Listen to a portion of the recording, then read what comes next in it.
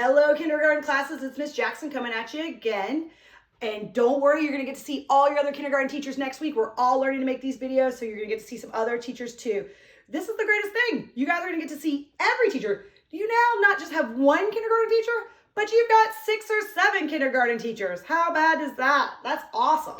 And I mean that in a good way. Anyway, today we're going to talk about in our reading lesson, in your discussion where you're going to post down below, you're going to be posting a drawing or a picture of a drawing of what you think the poet is describing here in their poem. Remember how we've been talking about looking at poetry and using some of those reading comprehension skills we've learned? Well, today's reading comprehension skill of the day is the famous Rocky the Raccoon skill.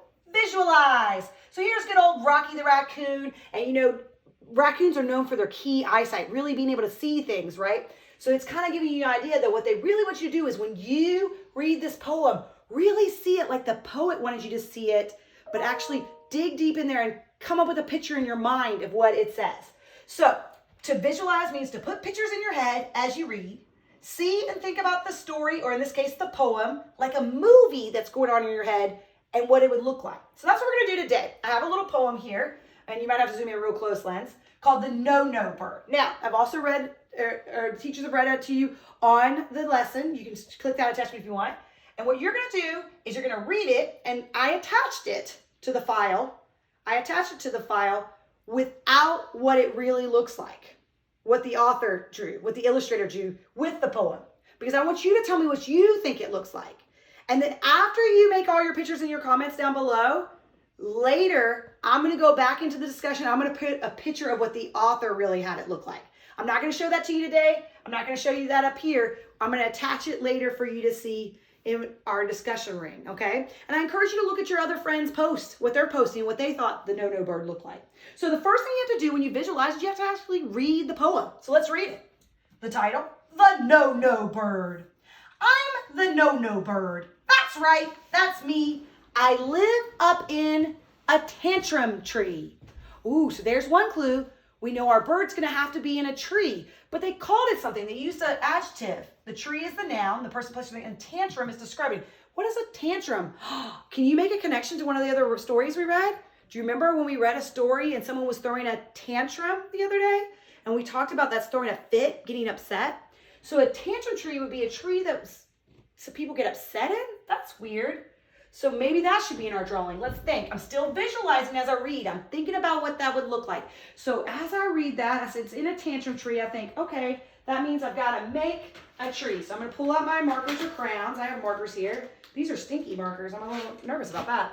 And so when I think tree, I think of like a trunk, right? Ooh, these stinky markers are stinky. This is dirty potatoes, and it is.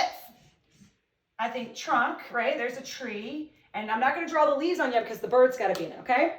So it's in a tantrum tree. So maybe this tree kind of looks like it's throwing a tantrum. I'm very angry. There's a tantrum tree. That's what I think a tantrum tree looks like, okay? And then the next stanza, because remember, these little paragraph parts of a poem are called stanzas. So in the next stanza, I'm the No-No Bird. I won't say why. I stamp my feet and I shout and cry. What? So this bird stamps his feet and he shouts and he cries. So when I draw my bird, I'm going to have him shouting and stamping and crying, okay? I'm the No-No Bird. I sulk. Sulk means to be like, sulk. And I sing, no, no, no, to everything. So not only is he shouting, but he's singing, no, no, no. All right, so this is what I think the bird looks like. Have you got it in your mind? Have you visualized? Have you created it like a movie in your head? So I think this bird, if he's a tantrum bird, he's going to be a red bird because red is usually a color we use for being mad. That's what I think. And I'm going to make my bird, I'm going to give him a little oval for his body. And then I'm going to give him this oval head. And then if he's got a beak, usually I know birds have like yellowy beaky things, right? And he's a tantrum bird, so his is going to be kind of open because he's yelling and screaming and shouting.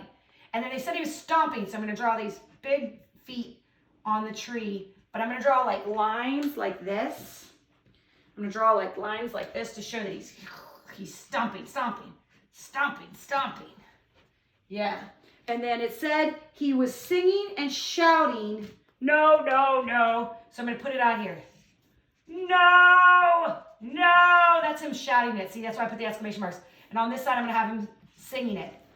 No. And I'm going to put like, do you guys remember like the notes that your music teacher taught you? Mrs. Barbonero, remember the notes? So I'm going to have him singing it over there. And then I'm going to give him really angry eyes, because if he's screaming and shouting in a tantrum tree, he's stamping his feet and he's crying. So we got to make him some tears, because it said he was crying. So I'm going to have him crying. And he's a bird, so I'm going to give him some wings. So that's what I think the author meant by his words, the poet meant by her words. So let's go back and let's look at the poem again with my visualization, what the picture looked like in my head when I read it. The no-no bird. I'm the no-no bird. That's right, that's me. I live up in the tantrum tree. So I put him in a tree that was throwing a tantrum. I'm the no-no bird. I won't say why. I stamp my feet, so there I have him stamping his feet, and shout and cry. See that? I'm the no-no bird. I sulk and sing. There I have him. No, no, no to everything. Well, they had him doing it 3 times, so maybe I should put it 3 times on there. No, no, no to everything. And so that is how I visualize what he would look like. Now, maybe you don't think he's a red bird. Maybe you think he's a really big bird. Maybe you think he's a teeny bird. You use your visualization, use your Rocky the Raccoon skills, and listen to that poem again and draw what you think he looks like. And I can't wait to see what you post, whether it be video or picture or whatever, to show us what you thought the no-no bird looked like. And then later, I will show you a picture of what it really looked like to the author when he wrote the poem he was writing about. I bet you'll be surprised.